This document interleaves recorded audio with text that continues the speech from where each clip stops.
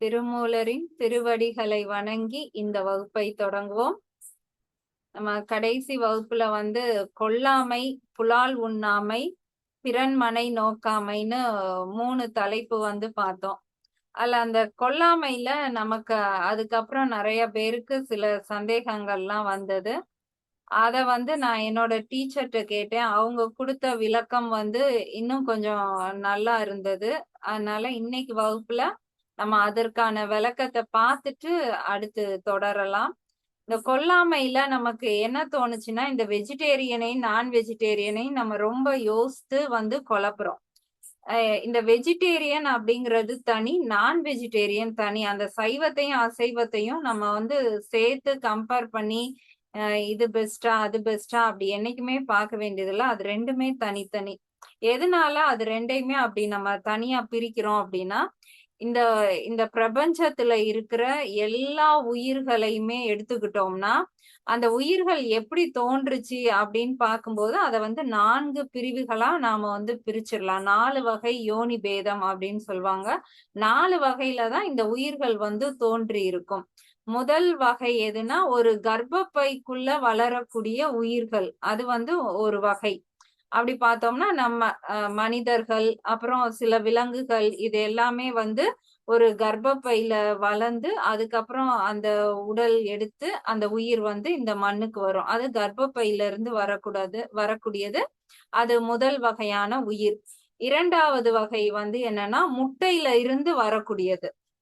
பறவைகள், சில ஊர்வன, மீன், இது எல்லாமே ஒரு முட்டைக்குள்ள அந்த உடல்ல வளர்த்து அதுக்கப்புறம் அது இந்த மண்ணுக்கு வரும். அது ஒரு வகை, முட்டையில இருந்து வர்றது. மூணாவது வகை விதையில இருந்து வரக்கூடியது. ஒரு விதைய நம்ம விதைக்குள்ள எல்லாமே இருக்கும். அந்த உயிருக்குரியது, அந்த உடலுக்குரியது, அது எல்லாத்தையும் நம்ம எதுலயாவது வைக்கும்போது அந்த விதையில இருந்து வரக்கூடியது ஒரு உயிர். இது மூணாவது. அப்ப இது நம்ம பார்க்கக்கூடிய மரம், செடி, கொடி, இது எல்லாமே விதையிலிருந்து வரக்கூடிய உயிர்கள்.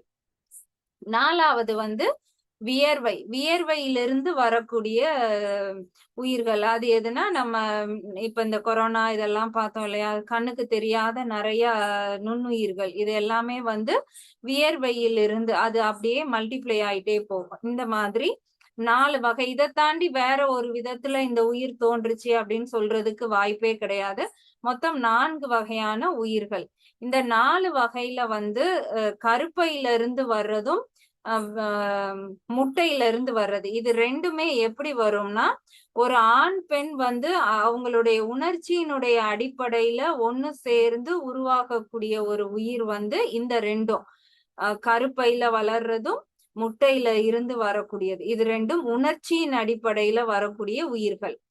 அப்புறம் அந்த விதையில இருந்து வரக்கூடியது, வேர்வையிலிருந்து வரக்கூடியது. இதுல உணர்ச்சிகள் கிடையாது. உணர்ச்சி இல்லாம அதனுடைய இனப்பெருக்கம் மட்டுமே நடக்கக்கூடியது இந்த 2 வகைகள். அப்ப இப்படிதான் நம்ம பிரிக்கணும். இது ரெண்டும் உணர்ச்சியின் அடிப்படையில் வரக்கூடிய உயிர்கள். இது உணர்ச்சி இல்லாம இனப்பெருக்கத்துக்காக வரக்கூடிய உயிர்கள். அப்ப இது அந்த உணர்ச்சியின் பால் வர்றதுனால இந்த இது நம்ம மனித, விலங்குகள், இது எல்லாத்துக்குமே அதனுடைய அடுத்த சந்ததிகள் மேல ஒரு உணர்ச்சி, ஒரு பிடிப்பு இருக்கும், ஒரு இணைப்பு இருக்கும். அப்ப அந்த உயிரை நம்ம கொல்றோம் அப்படிங்கும்போது அது அந்த உயிர்களால ஏத்துக்க முடியாது. அது விரும்பாது. எந்த ஒரு மாடோ ஆடோ தன்னுடைய குட்டி இப்ப நல்லா வளர்ந்து அது ஒரு உணவா ஏத்துக்கிறதுக்கு ரெடி ஆயிடுச்சு, நீங்க எடுத்துக்கலாம் அப்படின்னு எந்த ஒரு உயிரினமும் நினைக்காது. எல்லாமே தன்னுடைய குட்டிகளை பாதுகாக்கணும்னு தான் நினைக்கும். அதது உயிரையும் பாதுகாக்கணும்னு தான் நினைக்கும். ஆனா இது ரெண்டும் அப்படி கிடையாது. ஒரு மரம் ஒரு கனிய நல்லா பழுத்துருச்சுன்னா அந்த மரமே அந்த அந்த பழம் தனக்கு வேண்டாம், இது மற்ற உயிர்களுக்கு உதவட்டும்னு சொல்லி மரத்துல இருந்து அதுவே தன்னுடைய அந்த குட்டி மாதிரி தானே அந்த பழம், அத அதுவே கொடுத்துரும், பூமிக்கே கொடுத்துரும். எந்த காய்னாலும் சரி, பழம்னாலும் சரி, நல்லா பழுத்துருச்சு அப்படின்னா அது அந்த செடியில இருக்கவே செய்யாது, அது தானாகவே வந்துரும். அப்ப இது எல்லாம் இதனுடைய தன்மை. நம்ம அத தாவரம் அப்படின்னு சொல்றோம். ஏன்னா அது வாங்கி வந்த வரம் அப்படி தன்னுடைய அதனுடைய குட்டிகளையோ அதனுடைய அந்த காய்கள் எல்லாத்தையுமே வந்து இந்த உலகத்துல இருக்கக்கூடிய மற்ற உயிர்களுக்கு கொடுக்கறதுக்காகவே அந்த உயிர்கள் வந்து வாங்கி வந்த வரம் தான் அந்த மாதிரி காய்கள் கனிகள் எல்லாமே. அப்ப அந்த ஒவ்வொரு மரம் செடி கொடியும் சந்தோஷமாதான் அதனுடைய உணவுகளை வந்து கொடுக்குது. நல்லா கலர்ஃபுல்லா காமிக்குது, அதனுடைய ஸ்மெல் ரெடி ஆயிடுச்சுன்னு காமிக்குது. அப்படியும் நம்ம அதை கவனிக்கலைன்னா அதுவே தான்கிட்ட இருந்து அந்த பழத்தை வந்து கொடுத்து நமக்கு வந்து உணவா கொடுக்குது. அப்ப அதை நம்ம எடுத்துக்கிறது வந்து தப்பு கிடையாது. ஆனா இந்த கருவிலிருந்து வரக்கூடிய உயிரும் சரி, முட்டையிலிருந்து வரக்கூடிய உயிரும் சரி, அதுக்கு அந்த மாதிரியான ஒரு எண்ணம் இருக்காது. நம்மள வந்து உணவா இவங்க எடுத்துக்கட்டும் அப்படின்னு எந்த உயிருமே வந்து நினைக்காது. இதுதான் வந்து இது ரெண்டுக்கும் வித்தியாசம். அப்புறம் இன்னொரு சந்தேகம் என்ன வந்துச்சுன்னா, அப்ப நம்ம மூச்சு விடும் போதும் உள்ள போகுது, அது எல்லாம் அந்த வியர்வையிலிருந்து வரக்கூடிய உயிரினங்கள். அது உள்ள போகுது. நம்ம ஒரு தண்ணி குடிக்கிறோம், அதுல பல கிருமிகள் இருக்கு, அது எல்லாம் உள்ள போகுது. அப்ப கொல்லாமைனா அதுவும் தானே, நம்ம அதையும் கொல்லக்கூடாதுல்ல. அப்ப நம்ம எதையுமே சாப்பிடக்கூடாது இல்லையா? ஒரு மாவு வாங்குறோம்னா அதுல வந்து அந்த பாக்டீரியா வளர்ந்து கேக் செய்யறோம், எல்லாத்துலயும் நிறைய கிருமிகள் வந்து அதை நாம எடுத்துக்கிறோம். அப்ப அது தப்பா அப்படிங்கிற கேள்வி வந்துச்சு. அப்ப கொல்லாமைனா நம்ம அதையும் விட்டோம்னா தான் நமக்கு அடுத்த நிலை கிடைக்குமானா அது அப்படி கிடையாது. எப்படி இந்த பூமியில வந்து கோடிக்கணக்கான உயிர்கள் வாழ்ந்துகிட்டு இருக்கோ அதே மாதிரிதான் இந்த உடல். இந்த உடலுக்கு உள்ளேயும் சரி, உடலுக்கு மேலேயும் சரி, கண்ணுக்கு தெரியாம பல கோடிக்கணக்கான உயிர்கள் வந்து வாழ்ந்துகிட்டேதான் இருக்கு. நம்ம தெரிஞ்சோ தெரியாமலோலாம் அதை அழிக்கவே முடியாது. இப்ப நம்ம ஒரு தண்ணி எடுத்துக்கிறோம், அதுல வந்து நிறைய கிருமிகள் இருக்கு, அதனால தண்ணிய வந்து கொதிக்க வச்சு பயன்படுத்துங்கன்னு சொல்லுவாங்க. அப்ப அந்த கொதிக்க வைக்கும் போது அந்த ஹீட்ல என்ன ஆகும்னா நம்ம உடலுக்கு தேவையில்லாத அந்த கெட்ட கிருமிகள் வந்து ஆவியாகி அது அந்த தண்ணிய விட்டு போயிரும். நம்ம உடலுக்கு தேவையான நல்ல உயிரினங்கள் நுண்ணுயிர்கள் மட்டும்தான் அதுக்குள்ள வாழ்ந்துகிட்டு இருக்கும். அப்ப நம்ம தண்ணியை எடுத்துக்கும் போது அந்த நல்ல உயிரினங்கள் உள்ள போயும் வாழ்ந்துகிட்டு தான் இருக்கும். நம்ம உடலுக்குள்ளயும் தேவையில்லாத கெட்ட உயிரினங்களும் வாழ்ந்துகிட்டு தான் இருக்கும். இப்ப நம்ம காலையில யோகா கிளாஸ்ல பஸ்திரிகா பிராணாயாமா, கபாலபதி பிராணாயாமா எல்லாம் பண்றோம். அது உடலை வந்து நல்லா ஹீட் ஆக்கும். ஹீட் ஆக்க ஆக்க என்ன ஆகும்னா உள்ள இருக்கக்கூடிய தேவையில்லாத கிருமிகள் வந்து உடலை விட்டு போயிரும். உடலுக்கு தேவையான நல்ல உயிரினங்கள் வந்து உள்ள வாழ்ந்துகிட்டு தான் இருக்கும். அப்ப அந்த உயிரினங்கள் தானாவே இன்ஹேல் எக்ஸேல்ல உள்ள வரும், வெளியே போகும். நம்ம உடலுக்கு தேவையானது உள்ள இருக்கும், தேவையில்லாதது வெளியில போகும். அப்படி தேவையில்லாததும் உள்ளுக்குள்ளே இருந்துக்குச்சு அப்படின்னாதான் அது வந்து நோயா மாறும். அப்புறம் நம்ம அந்த கெட்ட கிருமிகளை வெளியே அனுப்புறதுக்கு நம்ம பல வைத்தியங்கள் செய்வோமே தவிர நம்மளால அத எல்லாத்தையுமே கொன்னு நம்ம அந்த கொல்லாமையில தான் இருக்கோம் அப்படிங்கிற அந்த ஒரு விதமான குற்ற உணர்வு எல்லாம் நமக்கு தேவையே கிடையாது. ஏன்னா எல்லா கிருமிகளும் உள்ளேயும் வருது, வெளியேயும் போகுது. அது தனக்குரிய அந்த வாழ்க்கை முறையில அது வாழ்ந்துகிட்டு தான் இருக்கு. நம்ம வந்து எதையுமே வந்து கொல்லல. நம்ம தெரியாம மிதிச்சிடுறோம், வச்சிடுறோம், அப்படி ஒரு எறும்ப இது பண்றோம் அப்படின்னா அது தெரியாம பண்றது வேற. நம்ம இன்ஹேல் எக்ஸேல் எல்லாம் வந்து அப்படி நம்ம எதையும் வந்து கொல்லல. இன்னொன்னு என்னன்னா அந்த ஈச்சம் பழத்தையும் பலாப்பழத்தையும் வந்து ஒப்பிட்டு சொல்லி இருந்தாரு. அந்த பிறன்மனை நோக்காமையில பலாப்பழத்தை ஈச்சம்பழத்தை ஏன் வந்து ஒப்பிட்டு இருக்காரு அப்படின்னு சொல்லி கேள்வி இருந்தது. ஈச்சம்பழம் அப்படிங்கிறது அந்த காலத்துல அதிகமா நம்ம பக்கம் விளைந்த ஒரு பழம். அது எப்படி இருக்கும்னா பேரிச்சம்பழம் மாதிரியே இருக்கும். இது சின்ன ஈச்சம்பழம், அது பெரிய ஈச்சம்பழம், அதனால அத பேரிச்சம்பழம்னு சொல்றோம், இத ஈச்சம்பழம்னு சொல்றோம். அப்ப அந்த பேரிச்சம்பழத்துக்குரிய அந்த சுவை அது ஒரு மாதிரி பிசு பிசுப்பு தன்மையோட இருக்கு இல்லையா, அதே மாதிரிதான் இருக்கும். ஆனா இது வந்து ரொம்ப சின்ன சின்னதா இருக்கும். அதை எடுத்து நம்ம அந்த பிசு பிசுப்பு தன்மையில இருந்து அதை விலக்கிட்டு அந்த இத்தினோண்டு ஈச்சம்பழத்தை சாப்பிட்டு அதோட டேஸ்ட பாக்குறத விட இந்த பலாப்பழமும் அதே மாதிரியான ஒரு பிசுபிசுப்பு தன்மையோட இருந்தாலும் அது நல்லா பெரிய சுளையா இருக்கும். நம்ம ஈஸியா அதை எடுத்து சாப்பிடும்போது அதோட சுவை வந்து தனி, இதோட சுவை வந்து ரொம்ப சாதாரணமா இருக்கும் அப்படிங்கிறதுக்காக அந்த இரண்டையும் வந்து ஒப்பிட்டிருக்காங்க. சோ இதெல்லாம் நம்ம போன வகுப்புல நமக்கு வந்த சந்தேகங்கள். இப்ப இன்னைக்கு வகுப்புல நம்ம என்ன பார்க்க போறோம் அப்படிங்கிறத நாம வந்து ஜென்ரலா பார்த்துட்டு இன்னைக்கான தலைப்புக்குள்ள போகலாம். இப்ப இந்த இந்த உலகம் எத்தனை உலகம் இருந்தாலும் சரி, அதுல இருக்கக்கூடிய உயிரினங்களை வந்து நம்ம 2 வகையா பிரிச்சிடலாம். ஆண், பெண் அப்படின்னு சொல்லி 2 வகையில பிரிச்சிடலாம். இப்ப இந்த ஆண் பெண் தன்மையில வந்து இயற்கையினுடைய படைப்பே எப்படி இருக்கும்னா, ஆண் வந்து ஒரு பெண்ணை தேடக்கூடிய தன்மையிலையும், பெண் வந்து ஒரு ஆணை தேடக்கூடிய தன்மையில தான் இயற்கையான படைப்பே வந்து இருக்கும்.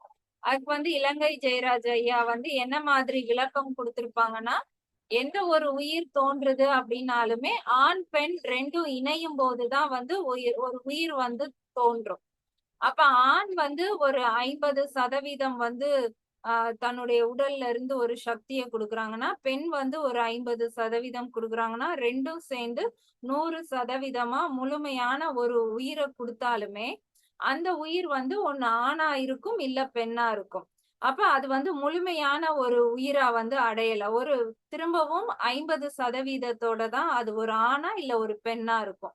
அப்ப ஒரு குறிப்பிட்ட வயது வரும்போது ஆணா இருந்தாலும் சரி, பெண்ணா இருந்தாலும் சரி, தான் வந்து இன்னும் ஒரு முழுமை அடையாத ஒரு உணர்வு இருக்கனால, ஒரு ஆண் வந்து பெண்ண அடையும் போதோ, ஒரு பெண் ஆண அடையும் போதுதான் முழுமை அடைகிறதா இயற்கையாவே அந்த ஒவ்வொரு உயிர்களுக்குள்ளயும் அந்த ஒரு உணர்வு இருக்கிறனாலதான் ஒரு குறிப்பிட்ட காலகட்டத்துல ஆண் பெண்ணை தேடுற மாதிரியும், பெண் ஆணை தேடுற மாதிரியும் இந்த உலகத்தினுடைய அமைப்பே வந்து இருக்கு. இது வந்து இயற்கையினுடைய விதி. இத வந்து மாற்ற முடியாது. அப்ப 2 குணங்கள் இருக்குன்னு பாத்துட்டோம் இல்லையா? ஆண், பெண் அப்படின்னு. இந்த 2யுமே வந்து என்னைக்குமே நம்ம சமமாக்க முடியாது. இப்ப நம்ம சொல்றோம் ஆண், பெண் சமம். நாங்க அவங்களுக்கு நிகரா நாங்க வேலை பார்ப்போம். எல்லாம் நம்ம வந்து சொல்றோம். ஆனா என்னைக்குமே வந்து ஒரு ஆணும், பெண்ணும் சமமாகவே முடியாது. ஏன்னா ஆணினுடைய தன்மை வேற, உடல் அமைப்பு வேற, எல்லாமே வேற. பெண்ணினுடைய அமைப்பு எல்லாமே வந்து வேற. நம்ம எவ்வளவுதான் போட்டி போட்டாலும் 2ம் சரிசமம் ஆக முடியாது. அதுக்காக ஆண் மேல, பெண் கீழ அந்த எண்ணமும் கிடையாது. பெண் உயர்ந்தவள், ஆண் தாழ்ந்தவன் அப்படியும் கிடையாது. ஆனா 2ம் சமம் கிடையாது. இவங்க அவங்களுடைய இதுல இவங்க பெஸ்ட், பெண் தன்மையில இவங்க பெஸ்ட். அப்படிதான் நம்ம எடுத்துக்கணுமே தவிர, அத 2யும் கம்பேர் பண்ணி நம்ம வந்து பார்க்க முடியாது. அப்ப அப்படி பார்க்கும்போது, இது இயற்கையினுடைய விதி. ஆண், பெண் 2 தன்மையில இருக்கு. இன்னொரு விதி வந்து என்ன அப்படின்னா, இந்த கடவுளினுடைய படைப்பிலே அந்த இறைவனை நாம போய் அடையும் போது அது எப்படி இருக்கும், அந்த அந்த ஆனந்தமயமான நிலை எப்படி இருக்கும் அப்படிங்கிறத நாம புரிஞ்சுக்கணும். அப்படிங்கிறதுக்காக ஒரு ஆண் பெண் இணையும் போது அந்த புணர்ச்சி அப்போ நமக்கு ஒரு இன்பம் எப்படி இருக்குமோ அதை விட பல மடங்கு இந்த இன்பம் இருக்கும் அப்படின்னு நமக்கு புரியணுங்கிறதுக்காக அந்த ஒரு இன்பத்தையும் இந்த உலகத்துல வந்து வச்சிருக்காங்க. அத போல பல மடங்கு அந்த இறைநிலை இருக்கும் அப்படிங்கிறத புரிஞ்சுக்கிறதுக்காக வச்சிருக்காங்க. இப்ப இதுல என்னன்னா, நம்ம இந்த சிற்றின்பம் அப்படின்னு சொல்லக்கூடிய இந்த ஆண், பெண் இணைவுல மட்டுமே நம்மளுடைய எண்ணம் முழுவதுமா இருந்து, அந்த இன்பத்தை மட்டுமே நாம அனுபவிக்கிறதிலே இருந்துட்டோம்னா, நம்மளால அந்த இறைநிலைய உணர முடியாது. இது வந்து ஆணுக்கும் பொதுதான், பெண்ணுக்கும் பொதுதான். யாரா இருந்தாலும் சரி, இந்த சிற்றின்பத்திலே நம்ம பொழுத வந்து போக்கிரக்கூடாது. நமக்கு வந்து காலம் பொன் போன்றது. இப்பவே நம்ம இறைநிலை அடையறது தான் முயற்சி பண்ணணும். இது நமக்கு தேவையில்லாத ஒரு இன்பம் அப்படிங்கிறது தான் ஒவ்வொரு சித்தர்களும் சரி, ஒவ்வொரு ஞானிகளும் அததான் வந்து நமக்கு புரிய வைக்கிறதுக்காக சொல்லியிருக்காங்க. இப்ப திருமூலர் வந்து ஒரு ஆணா இருக்காரு.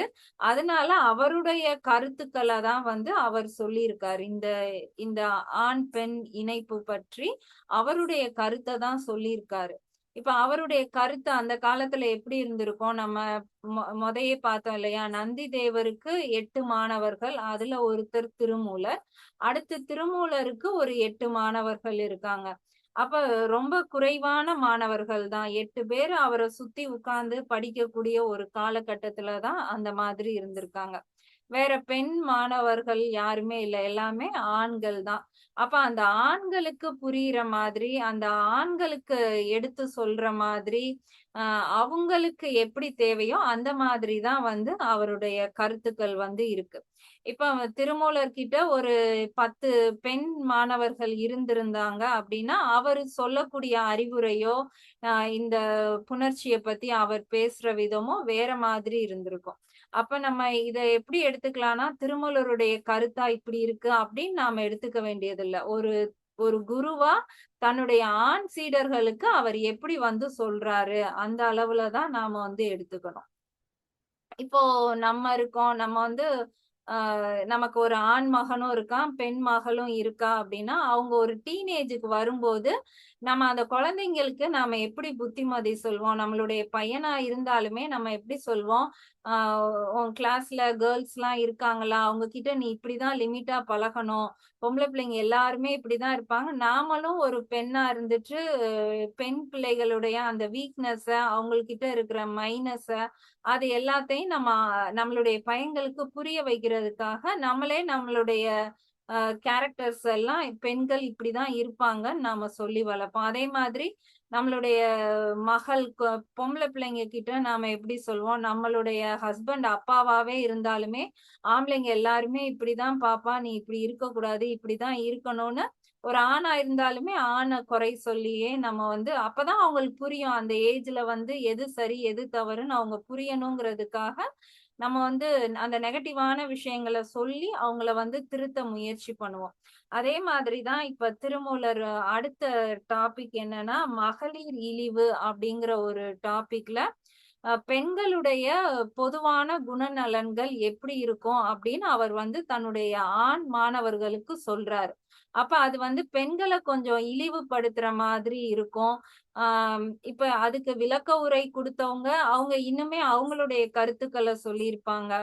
அப்புறம் மொதயே பார்த்தோம் 3000 பாடல்கள தாண்டி சில புக்ல 3040 இருக்கு, 3200 இருக்குன்னு. அப்ப சில பாடல்கள் வந்து கலப்படம் மாதிரி, இடைச்சேரல் மாதிரி வந்திருக்கும். அப்ப இது எல்லாமே திருமூலருடைய கருத்தா? ஏன் வந்து பெண்கள இவ்வளவு மட்டமா வந்து அவர் சொல்லியிருக்காரு அப்படின்னு நமக்கு தோணலாம். ஆனா அது வந்து அப்படி நாம எடுத்துக்க வேண்டாம். பொதுவா பெண்கள பத்தி அவரு ஒரு ஆண் மாணவர்கள்ட்ட எப்படி இருக்கணும் அப்படிங்கறது சொன்ன மாதிரி நாம வந்து எடுத்துக்கலாம். இப்போ 204வது பாடல் பார்க்கலாம். இலை நல ஆயினும் எட்டிப் பழுத்தால் குலை நல ஆம் கனி கொண்டு உணல் ஆகா முலை நலம் கொண்டு முறுவல் செய்வார் மேல் விலக்குறும் நெஞ்சினை வெய்து கொள்ளீரே. ஒரு பெண் வந்து எப்பேர்ப்பட்டவளா இருப்பா, அவகிட்ட நாம எப்படி பழகணும், எப்படி ஜாக்கிரதையா இருக்கணும் அப்படின்னு சொல்ற மாதிரிதான் இந்த மகளிர் இழிவு அப்படிங்கிற 5 விஷயத்திலயுமே 5 பாடல்கள்லயுமே சொல்லியிருக்காரு. பொதுவாவே பெண்களுடைய குணம் எப்படி இருக்கும்னா, ஒரு ஆண் கிட்ட இருந்து பெண் என்ன எதிர்பார்ப்பான்னா, தனக்கு வந்து ஒரு ஒரு நல்ல கேரிங், ஒரு அன்பு இருக்கணும்னு எதிர்பார்ப்பா. தனக்கும் அன்பு கிடைக்கணும். தன்னுடைய பிள்ளைங்களுக்கும் அந்த அன்பு கிடைக்கணும். தன்னை சுத்தி இருக்கிறவங்களுக்கு அன்பு கிடைக்கணும்னு அந்த ஒரு அன்புக்காகவே ஒரு ஆண வந்து எதிர்பார்த்து ஆண டிபெண்ட் பண்ணி இருக்கிற மாதிரி இருக்கும். ஆண் எப்படி இருப்பான்னா, அந்த பெண் கிட்ட இருந்து தனக்கு மரியாதை எதிர்பார்ப்பாங்க. வெளியில கிடைக்குதோ இல்லையோ, வீட்ல அந்த பெண் வந்து தன்னை மதிக்கணும், ஒரு மரியாதை வேணும் அப்படின்னு எதிர்பார்ப்பாங்க. இது 2ம் மேட்ச் ஆனாதான் அவங்களுக்குள்ள எந்த பிரச்சனையும் இல்லாம அவங்களுடைய இது வந்து சரியா இருக்கும். அப்ப அந்த மாதிரி பார்க்கும்போது ஒரு ஒரு பெண் வந்து எப்படி எதிர்பார்ப்பா, அப்ப அவங்க கிட்ட எப்படி இருக்கணும் அப்படிங்கிற மாதிரி தான் வந்து அவர் சொல்லியிருப்பாரு. இலை நல ஆயினும் அப்படின்னா, ஒரு செடியில வந்து நல்லா அழகா இலை இருக்கும். நல்லா பசேர்ன்னு இருக்கும். நல்லா பெரிய இலைகளா நல்லா பார்க்கவே அழகா இருக்கும். எட்டிப் பழுத்தால். ஆனா அதுல வந்து எட்டிக்காய் பழுத்திருக்கு அப்படின்னா, எட்டிக்காய்னா ஒரு விஷத்தன்மை உள்ள காய். அது சாப்பிட்டா நமக்கு ஏதாவது உடம்புக்கு ஆகும். அந்த மாதிரி ஒரு எட்டிக்காய் போய் அந்த அழகான இலை செடியில போயி, எட்டிக்காய் பழுத்திருந்தாப்புல நாம என்ன செய்வோம்? குலை நல ஆம் கனி கொண்டு உணலாகா. அது எவ்வளவுதான் அழகான செடியா இருக்கட்டும், அதுல எவ்வளவு அழகா பூ பூத்திருக்கட்டும், அந்த பழம் பார்க்க அழகா இருந்தாலும் சரி, ஆனா அது விஷத்தன்மை கொண்ட காய்ன்னு தெரிஞ்சுச்சுன்னா, அந்த செடிய நாம விரும்பவே மாட்டோம். அத சாப்பிடவே மாட்டோம். அந்த அந்த இதே வேண்டாம் அப்படின்னு நாம வந்து ஒதுக்கிருவோம். அதே மாதிரிதான் முளை நலம் கொண்டு முறுவல் செய்வார் மேல். அதாவது ஒரு அழகா அந்த செடி எப்படி பச்சை பசேர்னு அழகா இருந்துச்சோ அதே மாதிரி ஒரு பெண்ணும் அவ்வளவு அழகா நல்லா சிரிச்சு அவளுடைய கண் எல்லாமே அழகா இருந்து பார்க்க அழகா இருந்தாலும் விலக்குறும் நெஞ்சினை வெய்து கொள்ளீரே. அவளுடைய குணம் எப்படி இருக்குமா, அந்த எட்டிக்காய் மாதிரி தான் இருக்குமா. அப்ப பெண்ணை வந்து ஒரு விஷச் செடிக்கு ஒப்பிட்டு சொல்றாரு. நீ போய் அந்த பொண்ணு பார்க்க அழகா இருக்கா, சிரிக்கிறா அப்படின்னு சொல்லி நீ மயங்கி போயிராத. அது எப்படின்னா இந்த எட்டிக்காய் மாதிரி ஒரு விஷச் செடி மாதிரி தான் அந்த பெண் என்பவள். அதனால பெண்ணு கிட்ட நீ மயங்க கூடாது அப்படின்னு வந்து ஒரு ஸ்ட்ரிக்டா ஒரு டீச்சர் இருந்தா எப்படி இருப்பாங்க அந்த மாதிரி சொல்றாரு. ஏன்னா அந்த 8 மாணவர்களுமே அவங்களுடைய அடுத்த உயர்ந்த நிலை இறைநிலை அடையணுங்கிறதுக்காக தங்கிட்ட சீடரா வந்தவங்க கிட்ட அப்ப இந்த விஷயத்துல நீ ஸ்ட்ரிக்டா இருக்கணும் அப்படிங்கிறத அவரு அப்படி வந்து புரிய வைக்கிறார். அடுத்த பாடல் 205. மனை புகுவார்கள் மனைவியை நாடில் கனைப்புகு நீர் போல் களித்துடன் வாங்கும் கனவது போல கசிந்தெழும் இன்பம் நனவது போலவும் நாட ஒண்ணாதே. இப்ப முதல் பாடல்ல ஒரு விஷச் செடின்னு சொல்லிட்டாரு. இப்ப இரண்டாவது பாடல்ல எப்படி சொல்றாரு அப்படின்னா மனை புகுவார்கள் அப்படின்னா அந்த ஒரு பெண் ஒரு ஆணை வந்து தேடக்கூடிய ஒரு பெண் மனைவியை நாடில் அவகிட்ட அந்த ஒரு இன்பத்துக்காக மட்டுமே ஒரு ஆண் வந்து போறான் அப்படின்னா சுனை புகு நீர் போல் அந்த சுனை சொல்வோம் இல்லையா, ஒரு சுழல் மாதிரி வந்து அந்த எல்லாத்தையும் பிடிச்சு இழுத்துக்கும். அந்த மாதிரி ஒரு சுனைக்குள்ள ஒருத்தர் போனா அவங்களால வெளிய வர முடியாது. அந்த சுழித்துடன் வாங்கும் அது வந்து உள்ள இழுத்துக்கும். திரும்ப அவங்களால வெளியில வர முடியாது. கனவது போல கசிந்தெழும் இன்பம். அந்த மாதிரிதான் சொல்றாரு. சுழல்ல போய் எப்படி ஒருத்தர் சிக்கிக்கிட்டு அந்த குழியிலே விழுந்து இறந்து போவாங்களோ அதே மாதிரிதான் அந்த பெண் கிட்ட கிடைக்கக்கூடிய இன்பம் எல்லாமே கனவுல நடக்கக்கூடிய ஒரு இன்பம் போலதான் இருக்கும். நனவது போலவும் நாட வெண்ணாதே. அது என்னைக்குமே வந்து நிலைக்காது.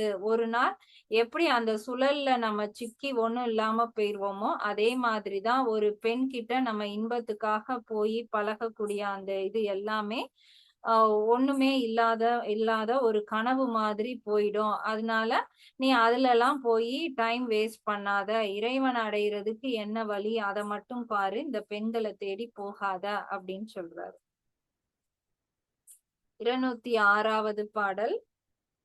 இயலுறும் வாழ்க்கை இளம்பிடி மாதர் புயலுறும் புல்லின் புணர்ந்தவர் எனும் மலம் உறும் வானவர் சார இரும் என்பார் அயல் உற பேசி அகன்று ஒளிந்தாரே. இயலுறும் வாழ்க்கை இளம்பிடி மாதர் இதுவும் அந்த ஒரு பெண் சும்மா ஒரு ஆண் கிட்ட வந்து தன்னுடைய தேவைக்காக மட்டுமே ஆண் கிட்ட பழகக்கூடிய அந்த மாதிரி ஒரு பெண் கிட்ட ஒரு ஆண் தேடி போய் பழகுறது எல்லாமே எப்படின்னா ஒரு புல்லு வந்து எப்படி இருக்கும்னா இன்னைக்கு எந்த நீர் கிடைக்குதோ அதை எடுத்துக்கும். மறுநாள் அடுத்த நீர் வரவும் அந்த புல் வந்து அதை விட்டுட்டு அடுத்த நீரை எடுத்து எப்படி வந்து அது உயிர் வாழுமோ அதே மாதிரிதான் இந்த பெண் வந்து இன்னைக்கு ஒரு ஆண் கூட பழகுவா, பேசுவா, எல்லாம் பண்ணுவா. அடுத்து அவனை விட ஒரு பெரிய பணக்காரன் வரும்போது இவனை ஒதுக்கிட்டு அவன் கிட்ட போயிருவான். அவனுடைய செல்வம் இததான் வந்து விரும்புவாளே தவிர அந்நேரம் அந்த பழகுன அந்த ஆணை வந்து மதிக்க மாட்டா, உதாசீனப்படுத்திடுவா அப்படின்னு சொல்லி அந்த பெண்களை பத்தி சொல்றாரு. இயலுறும் வாழ்க்கை இளம்பிடி மாதர் அந்த இல்வாழ்க்கையில இல்லாம அந்த பொது மகளிர் அப்படின்னு சொல்லக்கூடிய அந்த பெண்களானவள் புலம் உறும் புல்லின் புணர்த்தல் வரேனும் அந்த புல்லானது எப்படி அந்த ஒவ்வொரு நாளும் ஒவ்வொரு விதமா அந்த நீரை எடுத்து அது வந்து வாழ ஆரம்பிக்குமோ அது போல் மயல் உறும் வானர் சார இரும் என்பார். ஒரு செல்வந்தர் தன்னை தேடி வர்றாங்க, புதுசா ஒருத்தரை பாக்குறாங்க அப்படின்னா அயல் உற பேசி அகன்று ஒளிந்தாரே. அதுக்கு முன்னாடி தான் பேசி பழகி உறவாடிய ஒருத்தவங்கள கொஞ்சம் கூட யோசிக்காம அவங்கள வந்து ஒழித்து விட்டுட்டு அந்த புது உறவை தேடி வந்து அந்த பெண்கள் போயிருவாங்க அப்படின்னு சொல்றாரு. 207வது பாடல். வையகத்தே மடவாரோடும் கூடியன் மெய்யகத்தோறும் வைத்த விதி அது கையகத்தே கரும்பாலையின் சாறுகொள் மெய்யகத்தே பெரும் வேம்பது ஆமே. கையகத்தே தேமடவாரோடும் கூடியன் அப்படின்னா இந்த உலகத்துல இந்த மாதிரி ஒரு பெண்கள் கிட்ட போய் நீ கிடைக்கக்கூடிய இன்பம் அது என்ன அப்படின்னு உனக்கு தெரியுமா அப்படின்னு அவரே கேள்வி கேட்கிறாரு. அந்த இன்பம்னா என்னன்னு உனக்கு என்ன அப்படின்னு கேட்டுட்டு, மெய்யகத்தோறும் வைத்த விதி அது நம்ம நம்ம நமக்குள்ளே நாம அடையக்கூடிய அந்த அந்த நிலை என்னன்னா, வையகத்தே கரும்பாலினை சாறுகொள். நமக்கு வெளியில வந்து அது எப்படி தெரியுமா, ஒரு கரும்போட சாரை புழிஞ்சு எடுத்து குடிச்சோம்னா அது எந்த அளவுக்கு இனிப்பா இருக்குமோ அதே மாதிரி நாம வந்து வெளியில உணர்வோமா. மெய்யகத்தே பெரும் வேம்பதுவே. ஆனா உள்ளுக்குள்ள அது எப்படி இருக்குமா, வேப்பம் பூ போல அவ்வளவு ஒரு கசப்பான சுவையா நமக்கு வந்து உள்ள இருக்குமா. அப்ப இந்த இந்த இன்பம் நம்ம நினைக்கிறதுலே வந்து மிகப்பெரிய இன்பமா நாம நினைக்கிறது அந்த ஆண் பெண் சேர்ற அந்த ஒரு இன்பத்தை தான் பெருசா நினைக்கிறோம். அந்த இன்பமே எப்படியா, வெளியில வந்து அது கரும்பு சாறு போல இனிப்பான சுவையா இருந்தாலுமே உள்ளுக்குள்ள அது வேப்பம் பூ போல கசப்பான சுவை உடையதுதான். அப்ப நிலையான இன்பம் எது, நிலையான அந்த கரும்பு சாறு போல சுவையான இன்பம் எதுனா இறைநிலை அடையக்கூடிய அந்த ஒண்ணுதான். அதுதான் வந்து உனக்கு உள்ள இருக்கக்கூடிய இன்பம். அதை நீ தேடுறதுதான் உன்னுடைய விதியை தவிர இந்த மாதிரியான பெண்களிடம் போய் நீ கிடைக்கிற இன்பம் வந்து கிடையாது அப்படின்னு அதையும் வந்து சொல்றாரு. 208வது பாடல். கோலை ஒழுக்கம் குளமூடு பாசியில் ஆல நடுவர் அளப்பு உருவார்களை தாளத் துடக்கி தடுக்க கில்லாவிடில் பூளை நுகழ்ந்து அவர் போகின்றவாறே. இப்ப இந்த பாடல்லையும் என்ன சொல்ல வர்றாருன்னா, கோலை அப்படிங்கிறது ஆணினுடைய விந்துவதான் வந்து கோலை அப்படின்னு சொல்றாரு. ஒழுக்கம் குளமுடு பாசில் அப்படின்னா ஒரு ஆணினுடைய விந்து போய் சேரக்கூடிய ஒரு கருப்பை வந்து ரொம்ப வந்து ஒரு சுத்தமான ஒரு ஒரு நல்ல ஒரு இடத்துல போய் சேர்றதுதான் வந்து அந்த விந்துக்கு வந்து பெருமை. அப்படி இல்லாம ஒழுக்கம் குளமுடு பாசில் ஒரு ஒரு ஒழுக்கமற்ற ஒரு பெண்ணினுடைய கர்ப்பப்பை வந்து எப்படின்னா பாசி பிடிச்ச மாதிரி, நம்ம இந்த பச்சை கலர்ல பாசி வளர்ந்து அழுக்கா இருக்கு இல்லையா, அந்த மாதிரி ஒரு ஒரு ஓமையா காட்டுறாரு. அந்த மாதிரி இருக்கும் அந்த பெண்ணினுடைய கருப்பை. அதுல போய் ஒரு ஆண் வந்து தன்னுடைய விந்துவை முளைக்க விடுறது வந்து ஆடு நடுவர் அளப்பு உருவார்களே. அது வந்து ஒரு நல்ல அடுத்த ஜெனரேஷன் அடுத்த தலைமுறைய வந்து அது ஒரு நல்ல விதமா வந்து உருவாக்காது. அதனால நமக்கு வந்து துன்பம் தான் விளையும்.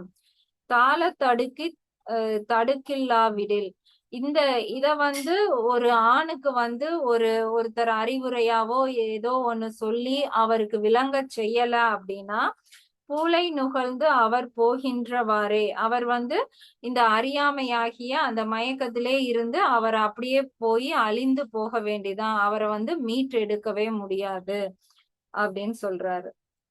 அந்த ஆணினுடைய விந்துவானது போய் சேரக்கூடிய இடம் ஒரு ஒழுக்கமற்ற பெண்ணினுடைய அந்த பாசி படிந்த ஒரு கருப்பையாக இருந்தால் அதனால் வரக்கூடிய அந்த தலைமுறை அனைத்துமே அவருக்கு வந்து துன்பத்தை தருவது போலதான் இருக்குமே ஒழிய, இதை வந்து அவருக்கு சொல்லி புரிய வைக்கல, அவர் அதை புரிஞ்சுக்கல, இதே மயக்கத்திலே இருக்காரு அப்படின்னா அவர் அழிவதை தவிர வேற வழியே இல்லை அப்படின்னு சொல்றார். அவ்வளவுதான். இந்த 5 பாடல்கள் தான் வந்து மகளிர் இழிவு அப்படின்னு சொல்லி பெண்ணினுடன் சேரக்கூடிய அந்த இன்பம் வந்து தவிர்க்கணும். அதை விட மிக பெரிய இன்பம் வந்து இறைவனை போய் அடைகிறதுலதான் இருக்கு அப்படிங்கிறத உணர்த்துறதுக்காக ஒவ்வொரு விதமா வந்து சொல்லியிருக்காரு. முதல் பாடல்ல வந்து விஷச்செடி அப்படின்னு சொல்லியிருக்காரு. 2வது பாடல்ல சுழல் அப்படின்னு சொல்லியிருக்காரு. 3வது பாடல்ல ஒரு புல் எப்படி வந்து நாளுக்கு நாள் அந்த நீரை மாத்துமோ அதே தன்மை அப்படின்னு சொல்லியிருக்காரு.